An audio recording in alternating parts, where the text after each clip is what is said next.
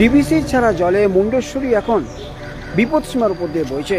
আর এর ফলে প্রশাসনের পক্ষ থেকে রবিবার দুপুর থেকে মুন্ডেশ্বরী নদীর উপর খেয়া চলাচল বন্ধ করে দিয়েছে। আর এরপরে সমস্যার মধ্যে পড়েছেন এলাকার মানুষজন। তারা বাধ্য হয়ে সোমবার দুপুরে আজানগাছি বাজারে পথ অবরোধ করেছে।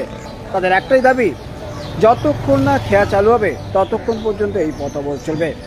খেয়া না চালু হলে পথ অবরোধ তোলা হবে না।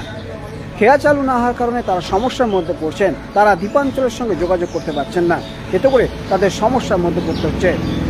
আর এই নিয়েই সোমবার পথ অবরোধ করেছেন এলাকার মানুষজন। আর এর ফলে ওই পথে যানবাহন চলাচল সম্পূর্ণভাবে বন্ধ হয়ে গেছে। মানুষজন রাস্তায় বসে পথ অবরোধ করছেন। কল্যাণ অধিকারী, আমতারা নিউজ 7।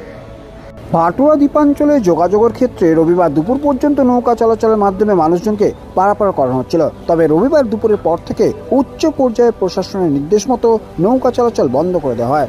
নিরাপত্তার স্বার্থে খুব প্রয়োজন ছাড়া কোনো নৌকাই চালানো যাবে না, এই মর্মে নির্দেশ প্রশাসনের। চিকিৎসা এবং খুব জরুরি প্রয়োজনের ক্ষেত্রে স্পিডবোটের ব্যবস্থা করা হবে। কিন্তু এতেই সমস্যার মধ্যে পড়েছেন এলাকার মানুষজন। তাদের কথা, খেয়া চলাচল না করার ফলে ওপারের সঙ্গে যোগাযোগ সম্পূর্ণভাবে বন্ধ। আর এতে করে তারা সমস্যার মধ্যে পড়ছেন। যতক্ষণ না খেয়া চালু হচ্ছে তারা পথ অবরোধ চালিয়ে যাবে।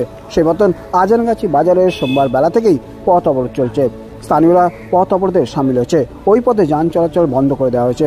রাস্তায় বসে পড়েছেন এলাকার মানুষজন। স্থানীয় সূত্রে যেটা জানা যাচ্ছে, আজানগাছি বাজারে যে সমস্ত মানুষজন কর্মসূত্রে এসেছিলেন তারা ফিরতে না পেরিয়ে সমস্যার মধ্যে পড়েছিলেন।